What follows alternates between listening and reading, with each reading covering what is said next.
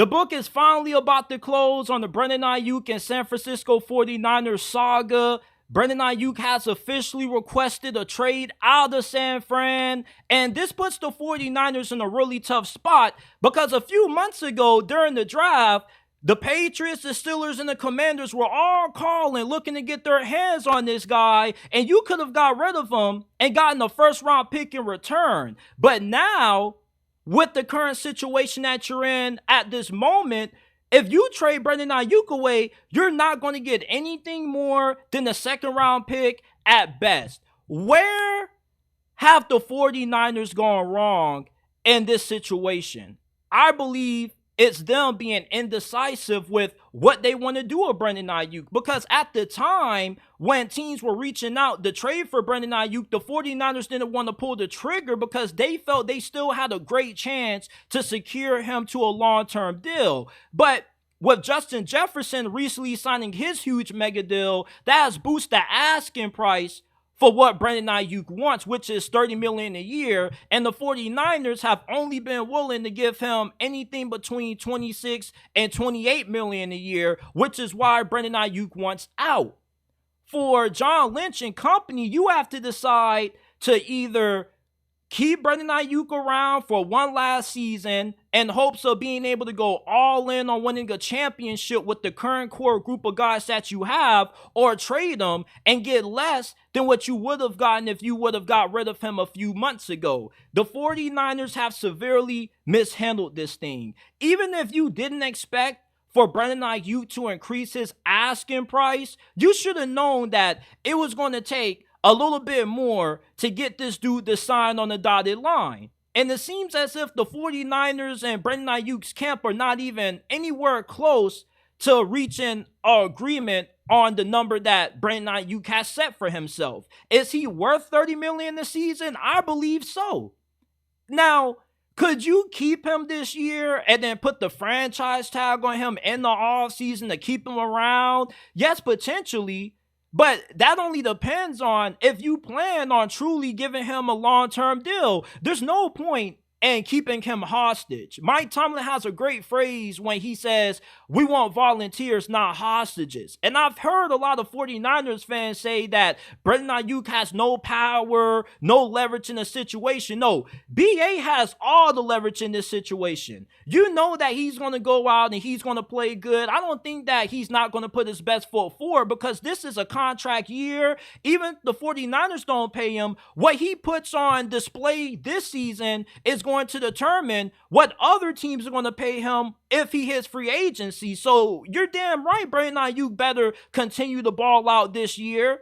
But if you're putting the franchise tag on him only because you don't want him to leave, then that's a dumb reason to use it, because the franchise tag is really only in place to give you more time to come to a long-term agreement with said player. It seems like the 49ers have a price, BA has his price, and nobody's willing to budge. And therefore, if you have somebody who doesn't want to be there, you don't force them to stay there. That's a bad message to send to your team. You want to have a team where everybody's all in. One team, one goal. With Brandon Aiyuk in this contract situation, it doesn't seem like he's all in on winning the championship. He's all in on cashing out.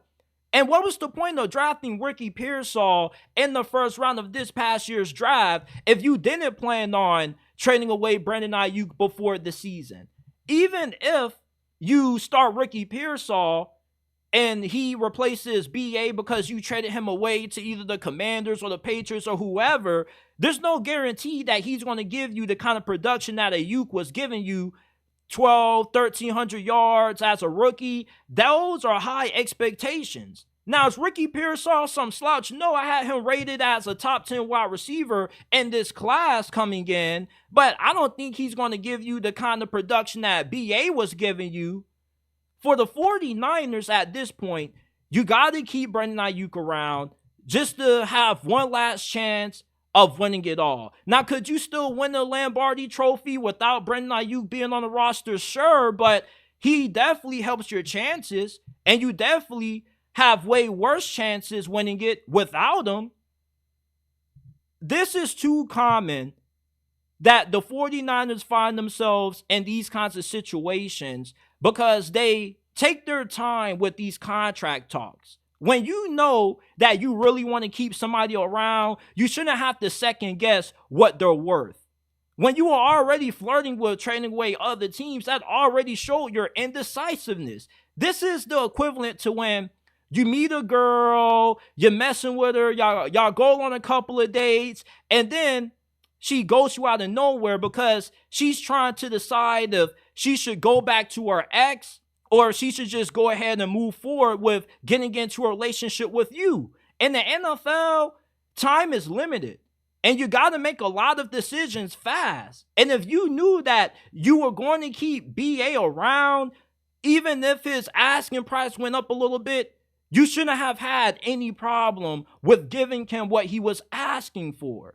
But since you're trying to save a couple of few million, you're trying to beat around the bush and you're trying to snip this dude of an extra million or two.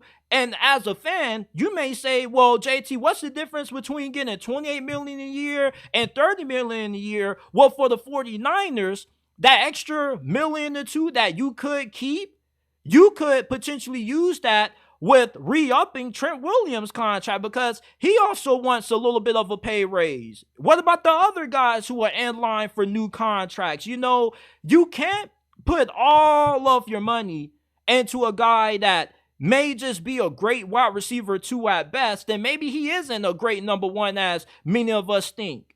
But I believe Brandon Aiyuk is a true number 1 wide receiver. There's only about 12 or 13 of them in the league. So when you have one on your team, you got to pay him like they are one. You only think that Aiyuk isn't a true number 1 because he hasn't had the kind of production that he had in 2023 consistently throughout his career. But that was a huge breakout year for him. What if he goes for 1,200 or 1,400 yards this year? Then you have no choice but to pay him. Is it a problem with the 49ers not having the money to give to Aiyuk? Or they just don't want to give him the money? Because those are two different situations. If you don't want to give him the money, then you might as well just go ahead and get rid of him. But if you still believe the dude is worth the money, maybe you say, you know what? If you really want $30 million a year, we're not going to trade you. We're going to let you play out this season. And if you ball out again, then okay, then we'll give you what you're asking for. But if not, it's adios, amigos. Brandon Aiyuk, though, why would he want to play for an organization that doesn't want to give him the security that he's looking for? Because if he gets injured, all that leverage that he has goes down the drain. Most people fail to realize that a lot of these players that have asked to get traded the last couple of years, they've gotten their way because you don't keep somebody that doesn't want to be a part of your organization. It just sets a bad vibe in the locker room. And I already saw Jawan Jennings making a controversial post on his Instagram story when he's like, you can't think that you're the only person responsible for the success that we've had and whatnot. So there already has been some locker room friction because of this Brandon Aiyuk and 49ers contract drama. And I do believe that Brandon Aiyuk kind of has OD'd on this situation a tad bit, going on TikTok, being on FaceTime with Jaden Daniels saying, oh, they don't want me. But you got the 49ers saying, no, we do want you.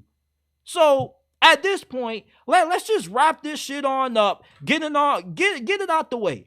Are you going to trade the dude? Because if you are, maybe the Commanders will give you a first-round pick and next year's draft for Brandon Aiyuk because it's the Washington Commanders. They're known for doing a lot of dumb stuff. But the Steelers or the Patriots, Amar Khan, he damn sure ain't going to give you a first for Brandon Aiyuk, and neither are the New England Patriots. Your best chance of getting the draft compensation that you want for him is trading him to Washington. And you may not want to trade him inside the conference, but you have to trade him to the team that's going to give you the most. The 49ers really missed a great opportunity to get as much draft capital as possible when the demand for Brandon Aiyuk was at its peak. Now, the demand for him is still high, but now with there's still being a lot of uncertainty with his contract negotiations that lowers his asking price. Nobody's going to pay for a 1-year rental. What if Brandon Aiyuk gets traded to a new team and the new team doesn't want to re-up him right then and there, and he balls out again and he ends up hitting free agency? Then it just was a waste of time and a waste of a draft pick just to trade for a dude who only played 1 year. Unless you win the Super Bowl with that, wherever he goes to. Me personally, I don't know about you guys listening, but I think the best option for San Francisco is to keep him for this season. Let him do what he does. If he has another good year, then you pay him what he's asking for. If not, let him hit free agency. You can keep saying that, oh, we got to get something back for him. Man, that window has passed, man. If I can't get a first-round pick for Brandon Aiyuk, then F it. It just is what it is. I'm not taking a second or a third-round pick for, bridge or, nearly, considered wide receiver 1. Because that's pretty much what he is. He's a fringe, low-end wide receiver 1, a high-end wide receiver 2, which is really good. Because in the right situation on another team, he could be a bona fide number 1 wide receiver. He could be that true number 1 threat on the outside. Maybe he is a beneficiary of the Kyle Shanahan system to a certain extent, and maybe he goes elsewhere and he doesn't have the same level of success, but this is still a brother that's capable of giving you 1,000, 1,100 yards a season in the right situation with the good QB. I just think the 49ers have really whiffed on this whole entire situation. And they have a tendency of dragging their feet when it comes to these contract negotiations, and they always end up hitting the fan. And training camp starts on the 23rd. It seems as if he has demanded this trade to either make the 49ers work faster or just to say, you know what, he's throwing his hands up. He's done with this whole thing because he knows that San Fran isn't going to budge on what they're willing to pay him.